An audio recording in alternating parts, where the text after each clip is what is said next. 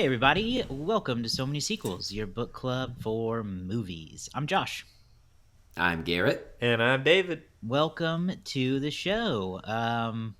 Lots of stuff going on this week in the world of movies and TV and all that fun stuff. The Emmys happened. This is Yep. not a TV Yeah, show, but the Emmys happened. that snuck up on. There I was had some no cool idea. things. You were like, the Emmys are on. I was like, what? I know. I didn't watch it, to be fair, to be clear, so I wasn't, No. following them this year. But yeah, there's some TV stuff going on. New movies have The come Pit out. one. Yo, the Pit one. Noah Noah Wiley Wiley one. The Pit cleaned up. We talked about the Pit on some previous episodes. We're all Pit fans here, so that was nice to see. Yeah. Um, That was best drama. Dude, what was best comedy this year? We remember. Oh, it was The Studio on Apple TV, which I've Yeah. talked about a little bit. That's a great show. I'm I surprised. do want to jump into that. I think it swept its categories. Yeah. I saw. And that is one of those where I'm sure it's good, but Hollywood, Oh yeah, also. because it's a movie about Hollywood, or it's a show about Hollywood. But Yeah. this is like Seth Rogen's doing. It produces it, stars in it, all this stuff. And I saw there was a clip of him where he was like, "Man, I hate that this actually makes me so happy." Yeah, the trophies do make you happy, don't they? Yeah. And then, hey, I was excited that Kristen Milioti won for, Oh, yeah, for the her Penguin, role in The right? Penguin. That was great. She was terrific on that show. If you've Penguin, not seen surprisingly good television. It's like I don't did know. not watch that one either. Feels like it's it's worth new it. version Just of I, The honestly, Sopranos or something. I guess. like Colin Farrell's great in it, but Kristen Milioti is like you will not be able to wait until she's on screen again. She does No, a it's fantastic job. A 100% fully mafia show. It's like not comic booky or superhero. They ain't no Batman. I don't think there was any Batman appearance. I think it's No. been long enough to spoil that, if there was. It's just a mafia show. It's pretty good. So yeah, Emmys happened. But let's talk about what we've been watching, what we've been catching up on, and all that good stuff. I got a couple new movies I saw, so I'll kick off with those. Yeah, do those. The first one was this new Stephen King adaptation, The Long Walk. That was crazy. I'd never heard of it, and I guess this was so for a period of time. Stephen King wrote under a pseudonym, so this was a book that he published under a different name. And Okay. this was partially because, like, I don't know, I just did some basic reading. It could have been all fake. I don't know. But it said, People assume one thing when they see Stephen King. well, no, well, kind of. Basically, he was, back then especially, it said that it was hard for an author to get published, like, often. And he's a very prolific writer. And so he would write under a different name so he could be like, well, Stephen King published this book this year, and what's his name published this book this year, and I didn't publish 2 books, kind of thing. Yeah. And also so he Yeah. could explore a little bit outside of his typical genre. So I'd never heard of it, and it was pretty crazy. I mean, it feels Stephen King-y when you get into it. It's a post-apocalyptic, dystopian America in the, like, not so distant future. It doesn't look futuristic. It looks pretty normal. And there's this regular event called the Long Walk where people from across the country enter this lottery to join it. And when it begins, it's basically a race where speed and time doesn't matter. Well, speed doesn't matter. The only thing that matters is who is the last one walking. They will walk until there's only one person left walking, and as soon as you stop walking for whatever reason, they execute you. This is where the dystopian stuff comes in, and the Stephen King stuff. So, crazy premise. I want to get the name of the lead right, because there's not a ton of people that are recognizable in there. You do have the villain who is the general who kind of goes with them along the way is Mark Hamill, who's awesome. And He's had then Love a that. good string of these lately. the lead guy in the walk is Cooper Hoffman, who I didn't know until after the movie is Philip Seymour Hoffman's son, and he was very good. Oh, wow. Yeah. So Yeah, I haven't really heard a ton about this other than good things. I don't know much about it other than Stephen King, and people seem to be really digging it. it was cool. They did these like influencer type screenings, I guess, before it came out, where they invited people to watch the movie in a theater with treadmills, and so they had to walk during the entire movie, and if they stopped for any reason, they were just kicked out of the movie. They couldn't finish Executed. it. Yeah. Oh, No, not that far. But okay. in the movie, they have to walk at 3 miles per hour, and they have like monitors on them, and if they slow down, like they will give them a warning, and then they'll shoot them. And they did the same thing to a smaller degree in the screenings where you had to stay at 3 miles per hour on the treadmill. How long is the movie? The movie wasn't terribly long, but I mean, 108 minutes, so a little over an hour and a half. Okay. And then also, they let you sleep? So these people sleep while they walk, and that's all I'm gonna say. Interesting. Okay. Are human- the people The who human body execute does a them? lot. They can't stop and pee. They can walk and pee, and they do. They gotta poop? And they do that while they walk too. That takes some strength. No. To walk 3 miles an hour and do it? Oh well. You'll see. Okay. I think Okay. you need to see it. I think you will eventually. Did Oh the my people God, who it's swarming execute like them, crazy. do they drive in a car or are they also walking? Oh, of course, the military who is monitoring them are in cars and tanks, and they like take shifts walking next to them. Mark Yeah. Hamill That sounds just about gets right. to yell at them from the back of a jeep. Oh, and We love a Mark That Hamill probably voice. was really good though. I bet. the final piece, because nobody asked, well, why would they do that? If they do it, whoever completes it gets one wish, like the government From a genie? anything but. It's like a wish from the United States government, I guess. No And- Texas. And unheard of riches. They will be wealthy beyond their years. That's what they get. So, okay, also, is there a deadline of which one can sign up for this long walk? Or is it an ever-ending situation? Because, like, if I've been walking for 12 years, and I'm number 2, and then all of a sudden 3 people sign up, I'm gonna be pissed. Well, you're not walking for 12 years, because it is an event. So, like, yes, Okay. there's a start time, and there's not an Okay. end time. It's just whenever it ends, and people can't walk for years. This is a several days Okay. situation, Okay. Okay.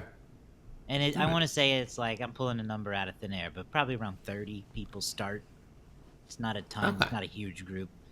Like Okay. it's very Hunger Gamesy in that way. Like these people Yeah. were selected from their states. They talk about like you represent your state, blah blah blah. Nice. Now I'm super interested. I have many questions. So that was a good one.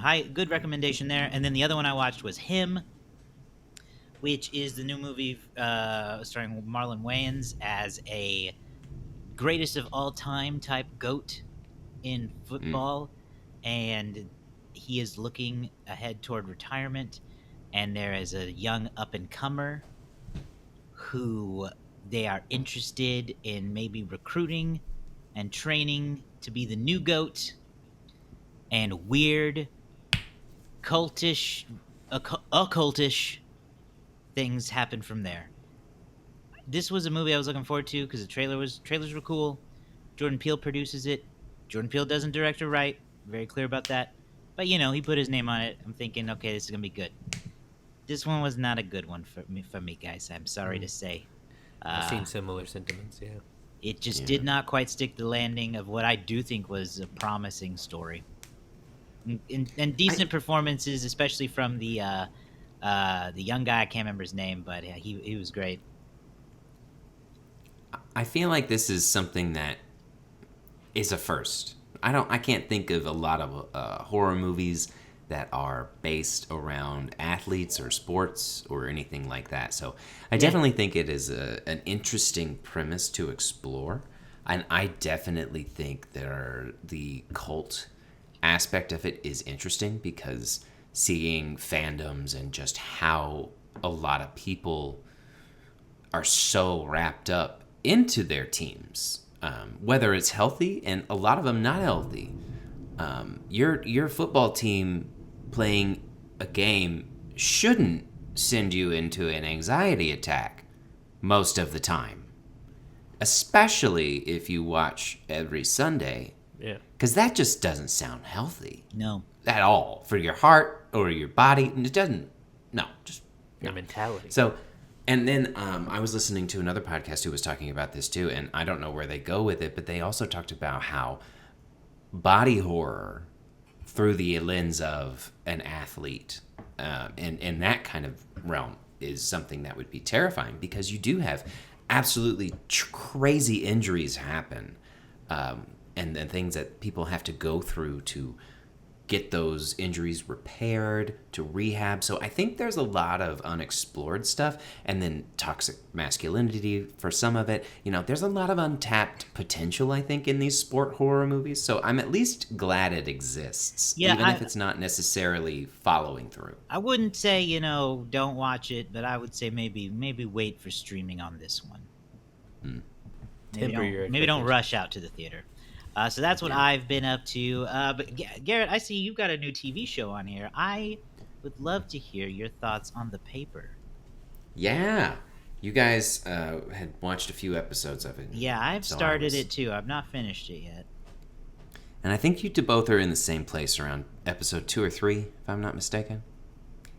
And so this is a branch off sort of The Office. It is the same documentary crew 9 years or 10 years or however many years later going back to this same general area for a new documentary. And it's a really slow burn, kind of like the first season of The Office was, where it takes a little while. They know better what they want to do. It takes a little while for you to get to know the characters, for them to really kind of unravel and get to know their personalities. But they have really well written side characters. I think that there's a lot of similarities in the structure. Obviously, it's a mockumentary style. There's a main character. There's a lot of chaos and a lot of drama. There's love stories. So there's a lot of crossovers and things that are very similar. But I think that the premise of what they're doing is different enough to where it feels new, but also familiar enough to where it's like, oh, I like this. This is familiar. This reminds me of good times. You remember whenever people were just watching Good nothing but times. reruns of The Office on TV? Yeah. And I feel like that is what it's going to remind people of. So Domhnall Gleeson is really the only person that's recognizable, I would say. If you watch The White Lotus, the hotel manager is in there as well. And I like the interactions. I like where they're going with it. So I'm looking forward to season 2. It ends well thought out. And I think they know where they're going to go. Yeah, I hope so. I'm enjoying it. I'm looking forward to wrapping it up. But it's fun. I really like how it's not a. It really doesn't feel like a forced spinoff. No. They do this explainer where they say basically Dunder Mifflin has long since not existed and has basically happened to it what's happened to a ton of companies these days, which is they've just been bought and like merged into this big megacorp, and this newspaper is just like one of the remnants of Dunder Mifflin. Like, that's smart. I like that. And it made sense to me, like how, so that's how Oscar's there. He just kept getting moved and moved and moved and moved, and he's the last one standing. And Oscar is not used as a crutch in this. I don't think so either. He does some callbacks, obviously, but they're very small. And keep in mind, Oscar in The Office was like third tier character. And so he had some moments where he was really involved and heavily invested in episodes. But you get to see a little more of Oscar as Oscar. And so he's kind of moved up. He's still not like the A character. But he's up on that B level, so you get to see him a little bit more and a little more of his personality outside of The Office. And it was honestly, I've enjoyed it. Hell yeah. Great. I've enjoyed what I've seen so far too. We'll go check out The Paper on Peacock. And then there's two versions of When a Stranger Calls, I think. Which one did you watch? Oh yeah, I watched the worst one. I watched the 2006 remake with Camilla Bell, and that's it.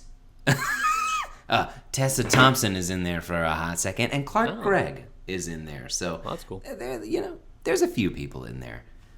It is a good premise, For those of you that don't know, the 1993 is the original one. I had Carole King in there. When you have not cell phones, it's a lot scarier. So the 1993 one holds up pretty well. This one also not that bad as far as an idea, but man, bad is bad. Bad acting is really bad. Stupid premise. Stupid high school stories. Again, the overall premise of somebody being in a stranger's home, receiving creepy phone calls, talking to the police, being like, hey, I'm getting these weird things, I don't know what's going on, and then them calling back and being like, oh my God, we traced the phone call and they are inside the house. That is scary. They just didn't execute it well. It was just 2006 trash, it was hot garbage of a watch, but it was fun to revisit and knowing that it was bad going in. Yeah. Well, Who Among Us? You guys seen that one? I don't think I have. It doesn't sound familiar. It's possible that I saw it in the other boxes of 2006 trash and just don't remember. Yeah. But yeah. Well, we're getting close to our Halloween. The trailer. That's true. We are getting close to Halloween. The trailer is what it was a huge trailer at the time. But yeah, we're getting close to spooky season, so I wanted something to kind of ease my way in, and I was like, this is gonna be not good, so let's watch it. Yeah, I like that. All right, David, you've got it looks like you've been on some kind of journey here. Yeah. I don't know why. You want to blast us through what you've been catching up on? Yes, I will not give a personal review of each of these films. I'm just here to say that for some reason over the last 2 weeks or so, I've felt the need to revisit some comfort films, I guess you could say. So I watched, for no real reason, Galaxy Quest. There's no real reason needed to watch Galaxy Quest, in my opinion. When we did our 1999 theme recently, it was a consideration to do it then. So that was a fun rewatch. I rewatched Tropic Thunder, which I'm sure many might have problematic issues with it. It's still one of the funniest movies I've ever seen. Still laugh so hard. I rewatched one of my top 4 favorite movies, A Knight's Tale, because it's right here. Do I need a reason? I was going through my physical... one reason I watched a lot of these movies is because I was going through my physical media that I have, and I found all of these movies, and I was like, I'm going to watch all of these. So I found A Knight's Tale, I found Galaxy Quest, I found Tropic Thunder, and I'm like, we're going to watch these. And then we watched The Phantom Menace because my wife was watching The Big Bang Theory, and they were celebrating Star Wars Day on The Big Bang Theory, and they were talking about what order should they watch the movies in. And then they were talking about, can we just skip The Phantom Menace? And Sheldon's like, of course not, we can't skip The Phantom Menace or whatever, right? And they're going through all this stuff, and they started talking about all the drags about The Phantom Menace. And my wife was like, I kind of want to watch it because... She was like, I kind of want to watch it now because, I don't remember that much about the movie. And so we watched, and we watched it, and I was like, when was the last time you saw this? She was like, I think when it was in theaters, when she was 11. And I was like, I've definitely seen it probably as recently as 2015. I think I watched all of them ahead of the new movie, the Force Awakens coming out. But I was like, I probably haven't watched it since then. And I watched The Phantom Menace with a new, I don't know why, but I kind of put my so many sequels perspective on to watch the movie, and I was like, man, if I was watching this for the first time at 35, I would hate so much. I loved it at age 9. Like when I was 9 years old, the Phantom Menace, I was like, Star Wars is the most amazing thing. Everything about it was so cool. But the movie opens and it's just like, if you don't know anything, I can imagine if you didn't know anything about Star Wars and you're just watching these opening bits with these aliens talking about trade deadlines and, oh, we're going to have a invasion and all this stuff, and they have these weird they talk all weird, you'd be like super thrown off.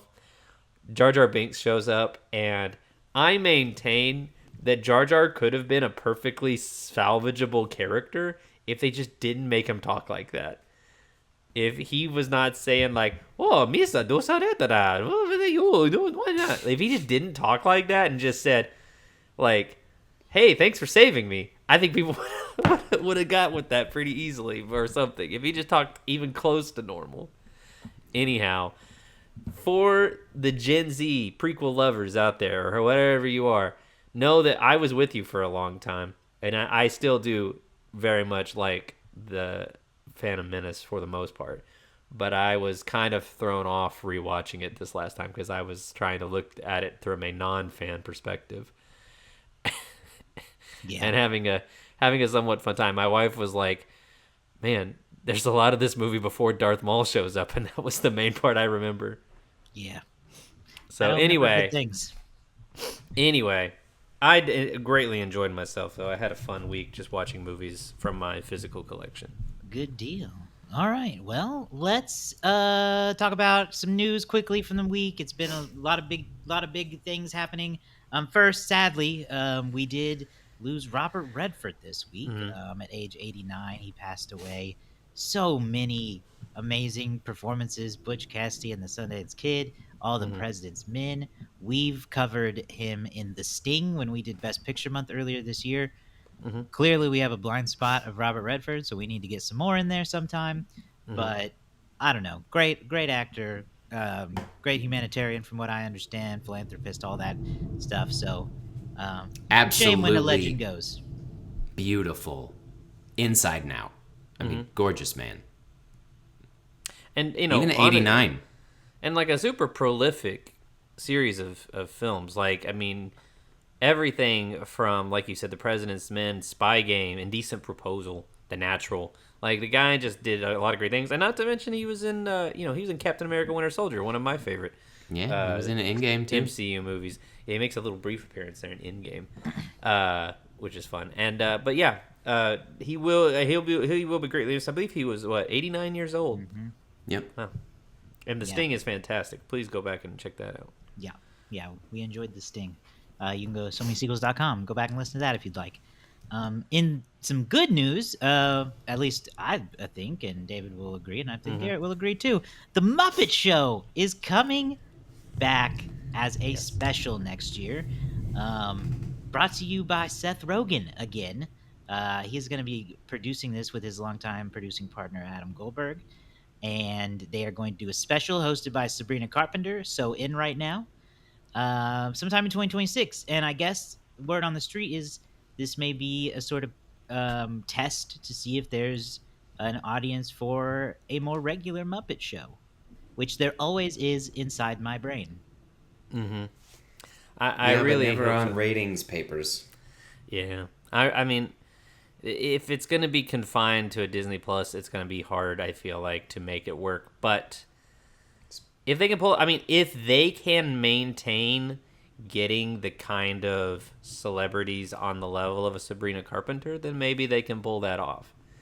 The original run of the Muppets show didn't necessarily have like super A-listers when they started out, but by their second and third season, they were getting like A-list stars, or at least people who had been A-list stars, people who were still kind of in that spectrum to be on the show.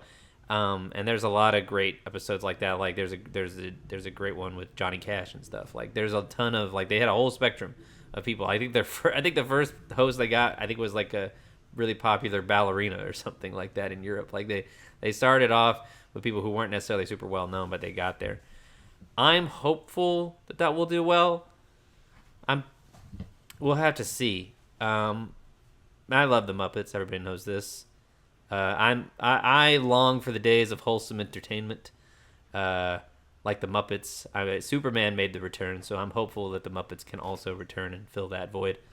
But I'm antsy because all the projects that Disney has tried to do with the Muppets, there's a lot of like interest at first, and then it just immediately goes goes out like a whimper. Most like they had a show a year or two ago about the Electric Mayhem that got a little bit hype when it started, and then I had never heard anybody else talk about that. I watched that full show; it's hilarious. But so I don't know. I have high hopes. They seem to be, if they're getting like a Sabrina Carpenter, Seth Rogen involved, they're getting some big celebrity names attached. Maybe they can make it work. But then the question becomes: is it the Muppets or is it the celebrities? Yeah. I think that again we go back to the Looney Tune movie that you all saw earlier this year, and we've been asking who the audience is for the Looney Tunes for several years, and we can't come up with an answer. It's getting a lot more difficult to come up with a consistent answer of who is the audience for the Muppets on a Answer to consistent both of those basis. is me. Right, but on a consistent basis, I don't think they have enough staying power. You do a one-off special like this from time to time, I think it's a different situation. The real what should be a primary goal if this does become, say, a new show, a new series? I think the primary thing they have to do is they have to start creating new characters, and they have to start creating new interesting characters that appeal to younger audiences, that capture their sense of humor. Because I'll say this, they did a revamped Muppet Show in the 90s called Muppets Tonight, starring Clifford, who at the time was this purple guy. He was on the Arsenio Hall show. Like, he was very popular. And then it had Pepe. It had a lot of the characters that I really love. Because those were my era. Those were my Muppets. Those were like 95 to 2000. Those were the new Muppets for me. Rizzo the Rat was also kind of in that era. And, so they kind of built on that. And a lot of the guys who are running the place now, they're the guys who were in that show. They were like rookies on that show, building that. So, like, they got to create new characters. They can't just rely on the same people they have. They got to do new stuff. Yes, they probably should do that. And then finally, in the trailer realm this week, we have this crossed my desk, and I went, a new Anaconda? What do you mean? I hadn't seen this pop up anywhere yet, and Yeah. I watched it. You guys watched it just before starting here. It appears we have Jack Black and Paul Rudd.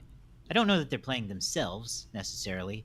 No, I think they called Jack Black Doug. Did they call him Doug? Yeah. They play people, a group of friends, who I guess their favorite childhood movie was the old creature feature Jennifer Anaconda. Lopez. Yeah. And they're going to set out to remake Anaconda themselves with a budget of like $9,000 and a real snake. What did you guys think of this trailer here? Looked Speaking wonderfully of wholesome stupid. comedy. Yeah, it looked really dumb. You set the trailer to Anaconda, the song, Nicki Minaj. and not the Nicki Minaj version. It's just Paul Rudd and Jack Black being stupid, and I don't think there's ever anything that I'm not going to enjoy about that. The execution of the trailer, just watching it, is really hilarious. There's sort of a meta component to it because they're trying to remake the movie that the movie itself is supposedly a remake of, or whatever you want to look at, a reboot of. The Ice Cube, Jennifer Lopez movie of 1997, which maybe we should watch for So Many Sequels. We absolutely should. That movie's amazing. And I remember really liking that movie. Oh no, yeah, Owen Wilson was in that too. I forgot. Yeah, that's a fun. So and this movie just spirals. It looks like by the trailer into more and more absurdity. It did have me. The trailer had me cracking up. Might be one of those trailers where I worry they showed more than they needed to, but it definitely looked like it's going to be a lot of fun. And this might be the perfect thing for Jack Black and Paul Rudd to do right now. Yep, I agree. All right, let's wrap this sucker up. David, why don't you hit us with the weekend box office recap as we head out the door here? Yeah, number one movie at the box office this last weekend was Demon Slayer, which in its second weekend brought $17 million in. Josh, you mentioned Him. That debuted to 13.5 million this week in the number 2 spot. The Conjuring Last Rites slides down to the number 3 spot with 12.8. Downton Abbey, the grand finale, was at number 4 with 6.3. And also around 6.3, The Long Walk, which Josh also gave us a little review of earlier, is also hovering in that 6.3 range. We'll see what the final totals are on Monday and get a better idea. Some movies opening wide next week include Gabby's Dollhouse, the movie, One Battle After Another, which I've heard a lot of great things about, and The Strangers Chapter 2. One battle after another looks. I don't even know how to describe it. It looks awesome. It does. It looks good. All right, that's gonna do it for us this week. We have another episode of Female Directors Month coming out, so be sure to stick around for that.